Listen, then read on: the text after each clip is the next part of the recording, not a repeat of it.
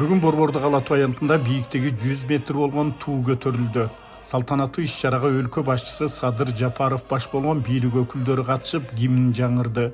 Туунун узундугу Кара Кыргыз автономиялуу областынын 100 жылдык мааракесинин алкагында 100 метр. Ал эми желектин туурасы Кыргызстандын эгемендүүлүгүнүн 33 жылдыгына байланыштуу 33 метр болгон.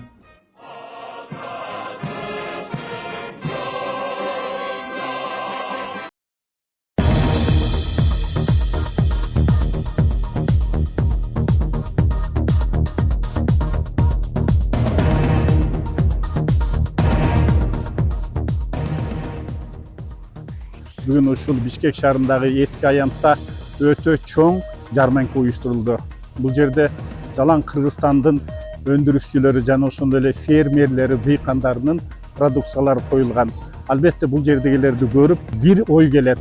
Ушул Кыргызстанда ушунчалык ишкана, ушунчалык биздин ишкерлерибиз бар экендиги бул абдан кубантат. Майрамыңыздар менен.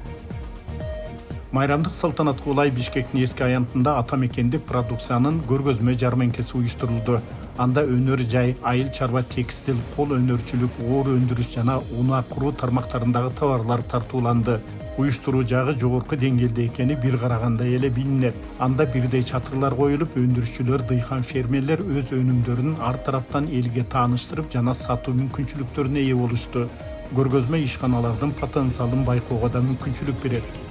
Эгемендүү майрамыңыздар менен бул жарманка уюштурулган үчүн ыраазычылык уюштуруучуларга бизге жакшы мүмкүнчүлүктөр, жакшы шарттар түзүлүп берилди. Баардыгы ошо акысыз түзүлдү. Ушунчалык элдерге дагы базар баасында эмес, мындай дыйканчылык баасында берилип атат.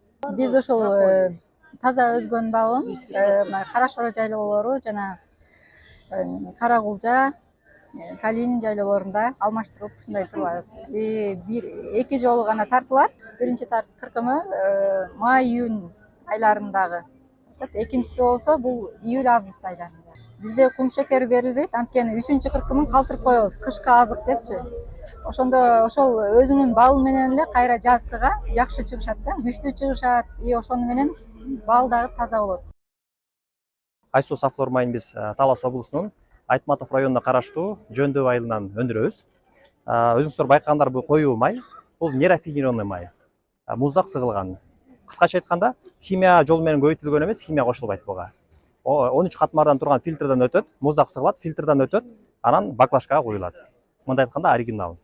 Азыркы учурда биз Таласта өндүрүп атабыз. Көбүнчө Талас ичи сатабыз, райондордо, областтын ичинде сатабыз. Ошондой эле биз чүйдө сатабыз. Чүйдө Бишкек шаарынын ичинде сатабыз.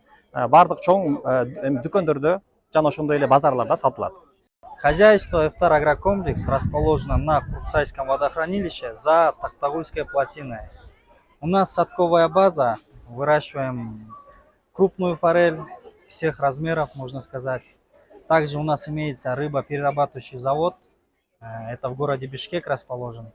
Мы перерабатываем форель, у нас есть слабосоленая в ассортименте форель, копченая, горячего копчения.